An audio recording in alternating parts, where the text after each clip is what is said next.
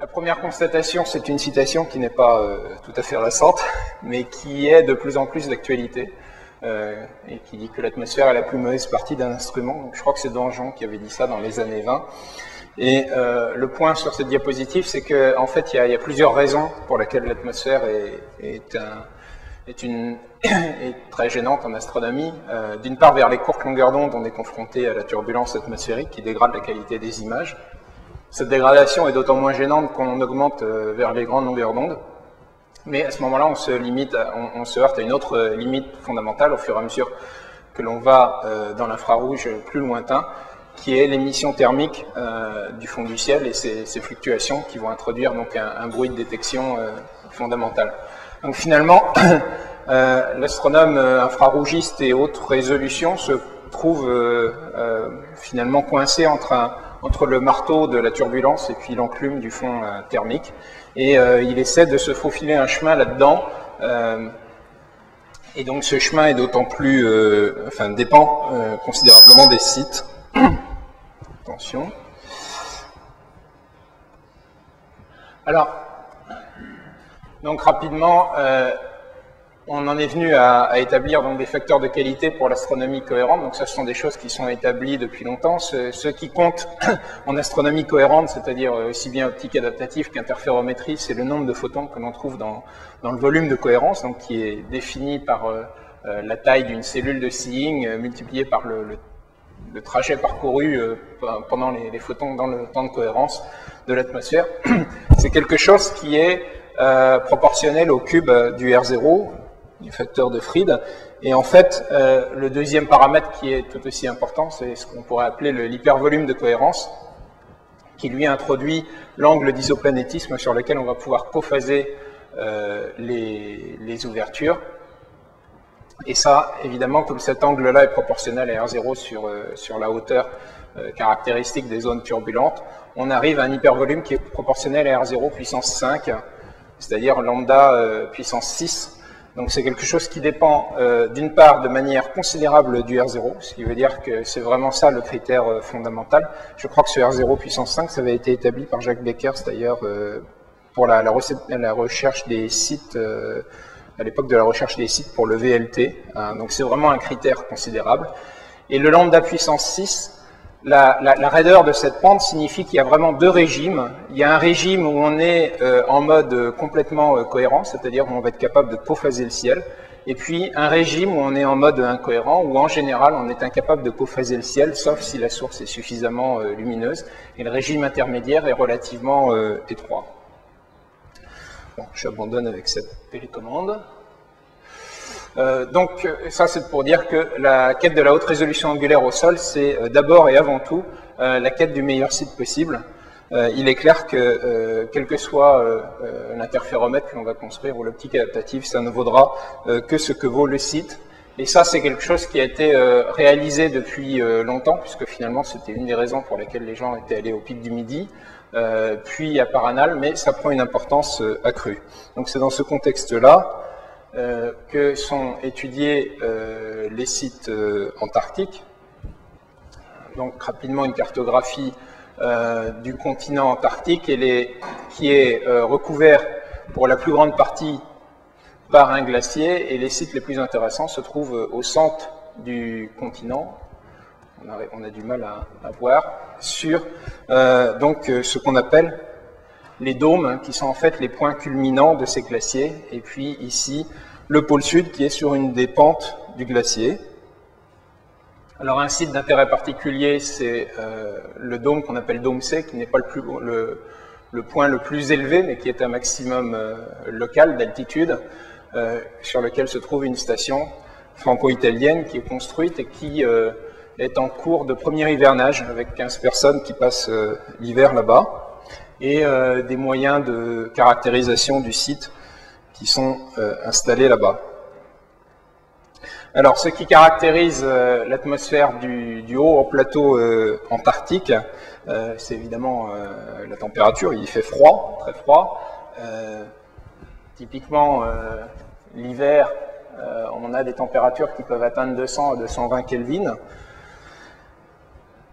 L'atmosphère, elle est sèche essentiellement parce qu'elle est froide. La pression de vapeur d'eau saturante à des températures pareilles est extrêmement faible. Donc l'humidité relative n'est pas plus faible qu'ailleurs, mais simplement le pollen de vapeur d'eau est plus faible. L'atmosphère est caractérisée par une pureté assez extrême, que l'on voit par exemple sur cette photo où le soleil est masqué par le bâton et on voit une atmosphère de qualité coronale juste derrière, donc très peu de poussière. Et puis, ce qu'on va détailler un petit peu plus, par le calme extrême de l'atmosphère. Donc toutes ces propriétés-là en font un site a priori assez sympathique pour la haute résolution angulaire infrarouge et qu'il faut essayer de voir un peu plus en détail. Alors, le premier point à voir, ce sont les gains photométriques auxquels on peut s'attendre dans un site pareil, simplement dû à l'environnement froid et sec. Donc on va avoir une transmission atmosphérique étendue du fait donc de la moindre présence de vapeur d'eau, donc qui va permettre soit d'avoir des transmissions meilleures aux bandes photométriques habituelles, soit même de pouvoir étendre les bandes photométriques, en particulier la bande L dans l'infrarouge, peut aller de 2 microns 8 à 4 microns 2 pratiquement sans interruption. Et puis cet environnement froid va se traduire par un bruit de fond thermique nécessairement réduit. Et si on fait un calcul intégrant à la fois l'atmosphère et puis un bruit d'émissivité instrumentale, on arrive à des gains qui dépendent de la bande photométrique choisie et dont on voit qu'ils piquent aux alentours de la bande K et de la bande L, avec des gains photométriques de l'ordre d'un facteur 25, c'est-à-dire un gain en surface d'un facteur 5. Donc grosso modo, l'équivalent d'un télescope de 1,60 m se comporte d'un point de vue photométrique comme un télescope de 8 mètres. On voit que les gains existent dans l'infrarouge thermique plus lointain, mais de manière plus réduite, ils ne sont que d'un facteur 2 ou 3. Et puis, quand on va vers les longueurs d'onde plus courtes, on est limité plus par le bruit de détection, le bruit de détecteur, et on retrouve des gains plus faibles aussi. Donc vraiment, si potentiel il y a, il se réalise surtout dans cette région-là du spectre.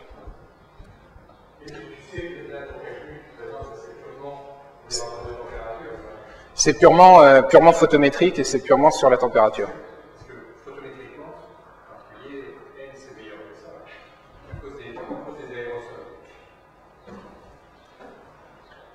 C'est-à-dire, oui. Oui, oui.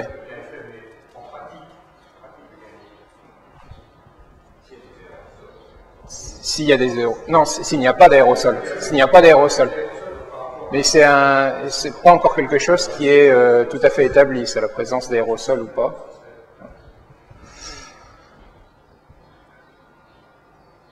Alors, le deuxième point qui est important et qui a été une des motivations pour investiguer un petit peu ce qui se passe du point de vue de la caractérisation de l'atmosphère, c'est la météorologie, disons, sur le continent antarctique qui est dominée par ce qu'on appelle les vents catabatiques, donc qui sont les masses d'air froid qui descendent des points hauts du plateau.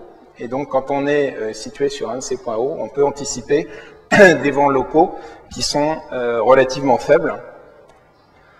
Donc ça, je passe aussi là-dessus. Ça, ce sont les caractérisations de vent qui ont été publiées, donc qui sont maintenant à DOMC, qui ont été établies depuis plusieurs années. Alors, on a du mal à voir avec la lumière ambiante, mais on a ici, cette barre-là est à 5 mètres par seconde. Donc on a des vents, ça ce sont les vents moyens, établis sur une vingtaine d'années, donc qui se caractérisent à moins de 20 mètres par seconde, et puis une rose des vents qui est assez localisée, donc les vents tiennent tous dans un secteur qui est relativement localisé. Donc ça, si on compare ça avec les sites classiques, comme Mauna Kea, comme Paranal ou la Silla, on voit qu'on a des vents locaux qui sont bien plus faibles, avec une probabilité, disons, de vent inférieure à 5 mètres par seconde, qui est de l'ordre de 75%. Et évidemment, ce qui compte pour le calme de l'atmosphère, c'est non seulement les vents locaux, mais les vents d'altitude, la turbulence d'altitude. Et là, le profil des vents est tout à fait caractéristique parce qu'il ne présente pas la turbulence ou des vents de cisaillement en altitude, comme on peut voir par exemple à Paranal. Donc je passe rapidement là-dessus. Et alors la raison pour laquelle c'est le cas, c'est que le dôme C ou le plateau antarctique se trouve à l'intérieur de ce qu'on appelle le vortex polaire, qui est donc une circulation de jet stream bien au-delà du continent, et donc là on n'est pas sous un jet stream, et donc on a peu de turbulences d'altitude. Donc c'est ce qu'on anticipe, et c'est effectivement ce qui a été vu lors des premières mesures. Donc un article qui a véritablement attiré l'attention de la communauté sur les caractéristiques du site, et celui qui est paru dans Nature l'an dernier, qui prenait des mesures de seeing, mais seulement à partir de 30 mètres d'altitude, on va y revenir par SODAR, mais qui ont établi quand même, sur une période de 3 semaines, hein, donc relativement limitée dans le temps, mais quand même néanmoins suffisante pour établir des statistiques, qui ont établi des caractéristiques de seeing tout à fait, disons, exceptionnelles par rapport au site habituel, puisque le R0 médian s'étend à 45 cm dans des conditions normalisées, contre 20 cm à Paranal, à un angle d'isoplanétisme qui est plus de 2 fois plus grand, et un temps de cohérence qui est établi à 8 millisecondes, c'est-à-dire 2 fois et demi plus grand. Mais je vais revenir là-dessus parce qu'il y a des ambiguïtés sur la mesure du temps de cohérence. Et donc ça, si on établit des histogrammes de seeing, on obtient des R0 qui sont enfin des seeing en secondes d'angle qui peuvent atteindre 0 seconde 2 ou 0 seconde 25, plus de la moitié du temps. Donc évidemment tout ça c'est très alléchant. On peut se livrer à un petit calcul un peu simpliste qui consiste à regarder quels seraient les gains en K et en L sur le volume de cohérence. Donc ce serait un critère de qualité du site. Alors si on prend les rapports de R0 et qu'on applique la bonne puissance et qu'on multiplie ça par le gain d'un facteur 25 photométrique, on obtient une augmentation du volume de cohérence de l'ordre de 300, c'est-à-dire 2 ordres de grandeur. Donc ne prenez pas ce nombre à la lettre, mais c'est simplement pour signifier qu'on est véritablement dans une... il ne s'agit pas d'un site qui serait un peu meilleur, mais c'est vraiment une catégorie de sites qui est complètement différente, donc qui nécessite de repenser complètement la manière dont on appréhende le site. Et puis un autre ordre de grandeur aussi, c'est le gain sur l'hypervolume de cohérence, donc en appliquant en plus l'accroissement de l'angle d'isoplanétisme, et là on obtient quasiment 3 ordres de grandeur. Donc encore une fois, ce sont des chiffres un peu simplistes parce que la réalité est plus complexe que cela, mais ça donne une idée, disons, du changement de catégorie qui peut être impliqué par un site antarctique. Alors en fait, ce que ça signifie, alors c'est peut-être sur ce point que je voudrais passer un peu plus de temps, c'est que voilà la manière dont ça change un petit peu la vision qu'on peut avoir du site depuis la Terre. On a vu que la dépendance du volume d'hypercohérence était en lambda puissance 6, donc il y a vraiment 2 régimes. Il y a un régime où on est capable de cophaser complètement le ciel, et en astronomie classique, c'est le régime radio, donc on fait de l'interférométrie radio avec de l'imagerie sans trop de difficultés.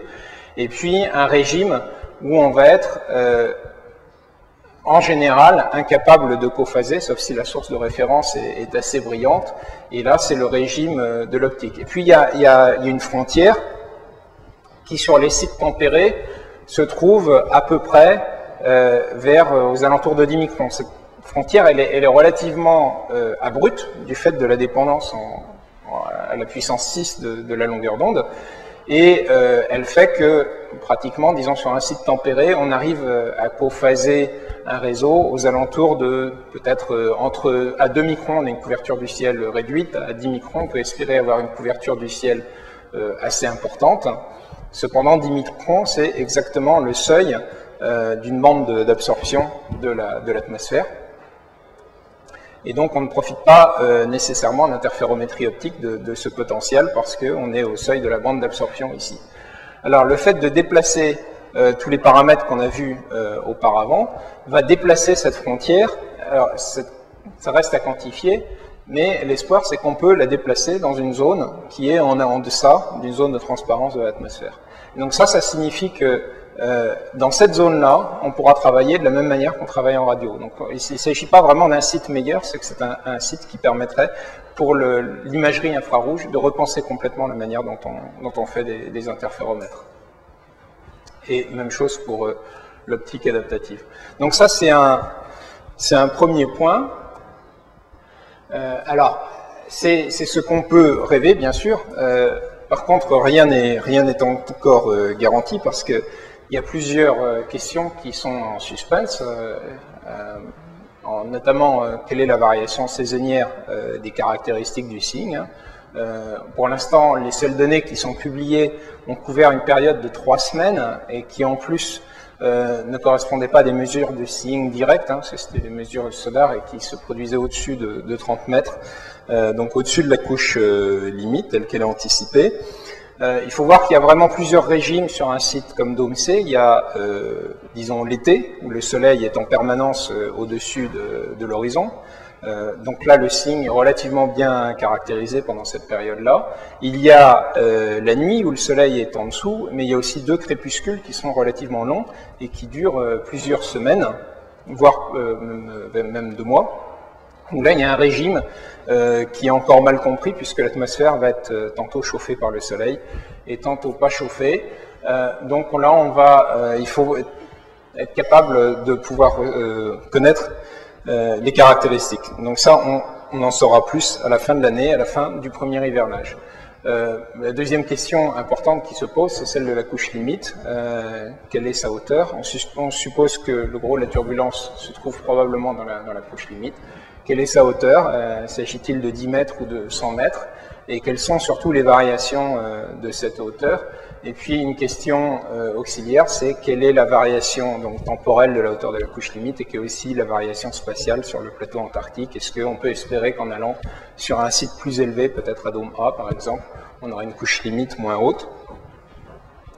Et la troisième question qui est très importante, c'est quel est le temps caractéristique et quels sont les spectres temporels d'évolution de la turbulence. Il faut savoir qu'en ce qui concerne l'imagerie à haute dynamique, donc là on n'est plus dans un contexte où on cherche à faire du cophasage sur l'intégralité du ciel, mais quand on est dans un contexte où on va faire de l'imagerie à très haute dynamique, donc on a une source sur l'axe qui est très brillante, mais on essaie d'avoir des résidus de phase les plus faibles possibles aux alentours de cette source, donc aussi bien du nulling que de la coronographie derrière de l'optique adaptative. Le temps de cohérence est bien plus important que le R0, puisque le R0 va essentiellement donner l'excursion des actuateurs des systèmes asservis qui vont supprimer, disons, les erreurs de phase, alors que le temps de cohérence va déterminer les vitesses des boucles d'asservissement et par là même la quantité de résidus. Donc ça, cette quantité-là est tout à fait critique pour toutes les applications haute dynamique, et elle reste encore à évaluer. Et on aura donc des premiers éléments de réponse fin 2005, quand l'équipe de l'Université de Nice rapportera les premières mesures intégrées sur plusieurs mois à la suite de l'hivernage, donc de la turbulence à Domsée. Donc, premiers éléments de réponse à la fin de l'année. Alors, comme je l'ai dit, un point très important, c'est la mesure des temps d'évolution caractéristiques de la turbulence. Alors, il y a une première approche qui a été faite pour l'instant dans la journée, disons pendant l'été, en utilisant des dîmes modifiées. Donc, ce sont des télescopes de 28 cm sur lesquels, normalement, il y a 2 ouvertures, dont une reçoit derrière un léger prisme pour dévier, disons, la deuxième image de l'étoile. Là, on a enlevé le prisme, donc c'est Eric Aristidi qui a fait ces observations et obtenu, bien entendu, des franges de Fizeau dans le plan focal. Et ces franges sont en cours d'analyse par Aglaé Kellerer et qui met en évidence des temps de corrélation qui ont l'air d'être de plusieurs centaines de millisecondes et qui sont en ligne avec ce à quoi on pourrait s'attendre quand on divise simplement la vitesse, quand on divise la vitesse du vent par le signe. Pardon, quand on divise la taille de la cellule de cohérence par la vitesse du vent. Donc si on prend la définition par ordre de grandeur du temps de cohérence, on obtient des temps de cohérence de plusieurs centaines de millisecondes, alors que le soda, il ne reste plus que 5 minutes. Ouh là là, dire que je voulais aller plus vite. Bon. Donc ça, c'est une question qui est assez critique. C'est véritablement les temps de cohérence sont de plusieurs centaines de millisecondes. Ça change beaucoup de choses pour tout ce qui est imagerie haute dynamique. Et à ce moment-là, ça ouvre, alors je vais accélérer, donc la possibilité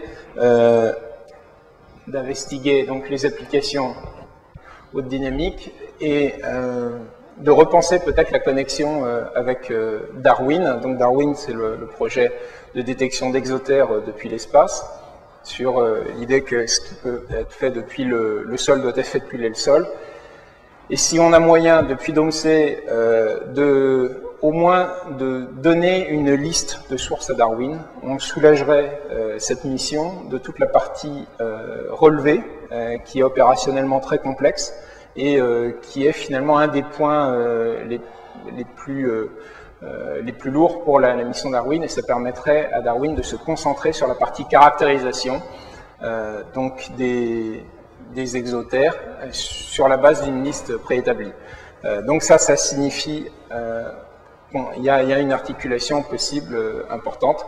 Il faut noter aussi que la détection de biomarqueurs n'est pas envisageable depuis DOMSEI, simplement parce que on est dans des fenêtres qui ne sont pas transparentes pour l'atmosphère. Alors, pardon, sauf à faire dans le visible, mais là on est confronté à des contrastes qui sont, disons, inimaginables pour être traités depuis le sol, probablement. Oui. Alors, donc il me reste combien de temps là? J'en suis à 20... Pardon? 3 minutes. Bon.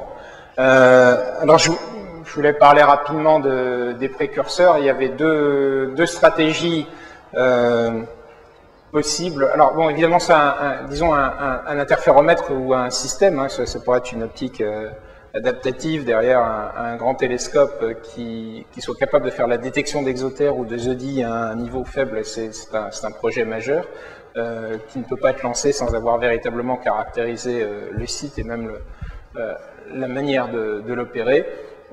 Donc il faut passer par un précurseur qu'on pourrait, disons, quantifier par sa dimension, un projet de 5 ans, qui doit délivrer un résultat scientifique ciblé. Il y a deux stratégies à laquelle on peut penser. Il y aurait une stratégie ouverte qui consiste à prendre ce qui existe et essayer de l'antarctiser, ou une stratégie fermée qui consiste à prendre une approche, disons, page blanche, et d'essayer de repenser complètement comment doivent être les choses depuis l'Antarctique, et sur un projet de taille modérée. Donc là, je vais aller assez rapidement. Stratégie ouverte,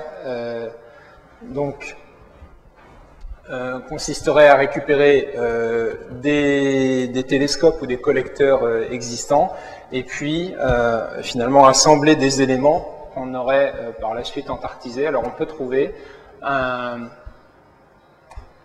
forme évolutive avec des éléments qui existent. On peut penser par exemple aux collecteurs de l'interféromètre ISI qui font 1,60 m de diamètre et qui sont faits pour être transportables, mais dont il faut étudier bien entendu le fonctionnement dans un environnement antarctique. On pourrait en placer un et puis regarder son évolution possible en interféromètre. Et puis on peut, à partir d'un collecteur et deux collecteurs, puiser dans l'expertise acquise, notamment avec l'expérience OANA, pour faire une liaison entre ces deux collecteurs et puiser dans l'expertise acquise en termes de recombinateurs. Donc ça, c'est la première stratégie ouverte. La stratégie, alors là, dans un paradigme pareil, on aurait 3 containers, chacun contenant un télescope, et puis un conteneur contenant une linéaire tard compassifiée et un instrument. Donc ça, c'est la première voie. La deuxième voie consiste à repenser tout depuis le départ. Donc ça, c'est le projet ou la proposition Aladdin, qui est en cours de formulation auprès de l'ESA, et qui consiste à construire un ensemble qui est intégré, donc qui ne fait pas la différence entre, disons, les collecteurs et l'instrument, et qui est optimisé pour l'opération antarctique avec 2 collecteurs, un instrument de type Muller, et l'ensemble étant situé sur un cercle avec une poutre dans une approche qui permet d'éviter une ligne retard, et ce serait un système complètement optimisé pour la détection d'exosodie. Alors là, il y a 2 options qui sont en cours d'étude. L'une qui serait dimensionnée de telle manière, avec des collecteurs de 1 mètre, 1 mètre 50, de telle sorte qu'on aurait une performance suffisante pour faire une détection à 20 azodis, c'est-à-dire établir une liste noire pour Darwin, c'est-à-dire la liste des sources que Darwin ne devrait pas regarder, et puis une option Aladdin Plus, si on peut dire, qui, elle, aurait pour objectif d'établir une liste blanche. Donc là, il faudrait que la sensibilité soit de l'ordre de 1 azodi. À ce moment-là, elle permettrait de désigner la liste des environnements où Darwin devrait regarder, sur la base du postulat qu'on n'imagine pas de système planétaire sans poussière résiduelle. Donc, si on ne voit pas de poussière autour d'une étoile, on peut supposer qu'il n'y a pas de planète. Alors je passe là-dessus sur des calculs préliminaires de performance qui ont été faits par Olivier Labzil et qui montrent que, pour schématiser, une paire d'ouvertures d'1 mètre 80 optimisée aurait des performances comparables à une paire de 8 mètres. Et puis ça, on arrive aux visions à long terme. Alors les visions à long terme sont évidemment beaucoup plus ambitieuses. Ça, c'est un projet niçois, donc d'un interféromètre kilométrique. Il est clair qu'on aurait des résolutions spatiales beaucoup plus importantes et qui pourraient être complémentaires en termes d'imagerie et de sensibilité avec un très grand télescope au sol. Et ça, cette image illustre un peu comment on peut utiliser de manière complémentaire une grande ouverture qui remplit le centre du plan UV, et puis des excursions dans le plan UV beaucoup plus grandes et qui permettent de contraindre de manière très précise les images. Donc ça, dans ce cas-là, ça a été fait avec Keck, donc sur un télescope de 10 mètres et des bases de 38 mètres. Mais on peut imaginer ce principe-là étendu, disons, à un ordre de grandeur supérieur. Donc la combinaison des deux n'est pas nécessairement simultanée, ou même côte à côte, mais permet de faire de l'imagerie sub-milliards seconde, voire micro-arcs seconde, en complément d'une très grande sensibilité. Alors en conclusion, donc on peut dire que l'Antarctique peut fournir un site de qualité quasi-spatiale pour une fraction du coût de mise en orbite. Donc si on voulait utiliser un slogan, on dirait que c'est l'espace avec la fusée gratuite. La qualité est quasi-spatiale, la méthodologie est aussi quasi-spatiale, hein, il ne faut pas s'illusionner. Donc la référence à prendre, c'est véritablement du spatial. Il est clair aussi que tout n'est pas encore caractérisé. Il faut attendre les résultats, notamment de la première campagne d'hiver, qui vont être décisifs. Il y a une complémentarité qui est intéressante à explorer avec les autres projets sol et espace. Et enfin, c'est un environnement, au sens général du terme, qui est propice aux grandes collaborations internationales et qui offre, disons, des opportunités pour lever des fonds qui sont peut-être différentes de ce qu'on pourrait trouver pour d'autres projets. Voilà. Je ne sais pas si j'ai fait plus ou moins.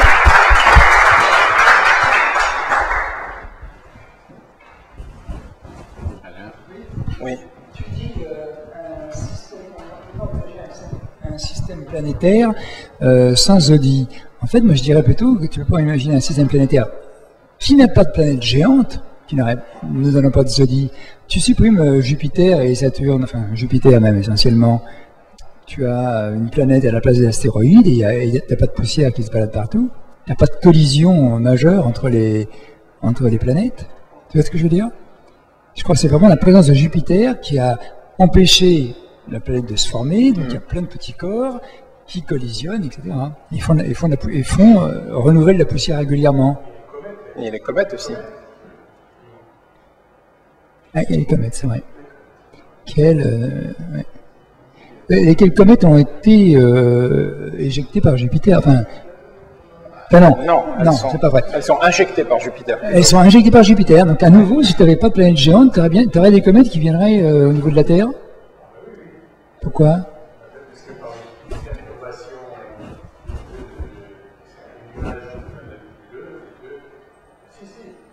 Non, parce que... Bon. Mais il est clair que c'est un postulat à explorer, mais si on arrive Parce que lesquels? Les nuages de Oort ou nuages ceinture de Kuiper? Comment? Eh bien, très longues périodes, elles proviennent du nuage de Oort qui est dû à Jupiter.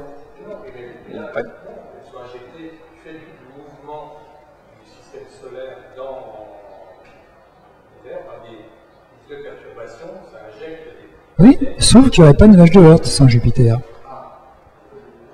Ah oui, nuage de Oort, c'est les comètes qui ont été envoyées à l'extérieur, à la limite du système solaire, voire même complètement à l'extérieur, par Jupiter. Il n'y aurait pas de nuage de Oort sans Jupiter, sans planète géante. C'est une interaction résiduelle s'il n'y a pas de comète, s'il n'y a pas de Jupiter.